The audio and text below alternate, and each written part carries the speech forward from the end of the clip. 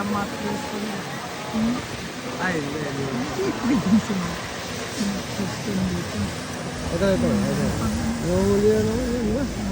Nakaupo lang dun yun. Oo, di ba yung mga nakaupo inuhuli? Why?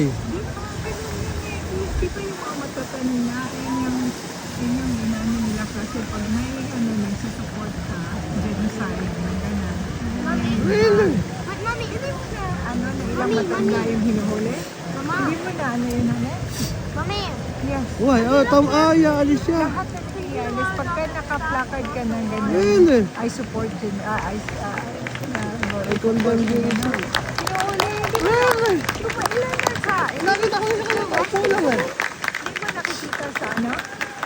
Di ba nakikita sa TikTok yan? Maraming mga... Kahit nakaupo lang na gano'n. Mga puti na matatanda na nahawak. Basta may placard kang gano'n. Pagka may placard na hihulihin ka agad.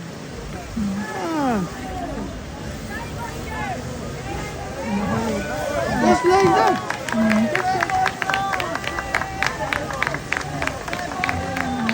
Puti yung hawak ng gano'n na stop genocide. Pag Mommy, ganyan we're ang shipping sabihin mo, violence. meron huhulihin ka. mommy, Stop genocide. Kasi Mommy? anti-government yun.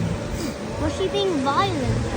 No, it's just it. Saying na placard saying, stop genocide. So it's because of the patay. Parang inahan mo ng genocide yung ginawa niya. Okay. Mommy, there's a news reporter. Sinabihan mo Mommy, there's a news reporter. Nabasa ko na yung kanina eh. So depende sa isang show mo, sa isang show mo. pag i-mention mo ng genocide,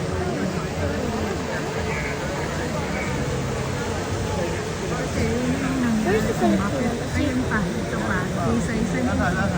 Yeah. Kung ano ko po. Oo, kung isa-isa niya yan. Grabe naman, ayun po. Teka, bab ba tayo ah? Kasi uling din yan eh.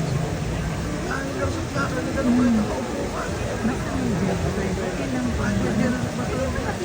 Nasa TikTok maraming binubuhat ng matatandang ano, yung puting Kaya kinuha yung plaka. may placard. Oh, basta may ano pa.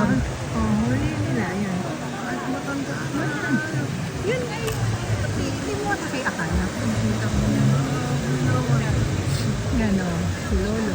At least ako na siya, hindi ko papabuhan. Ibig sabihin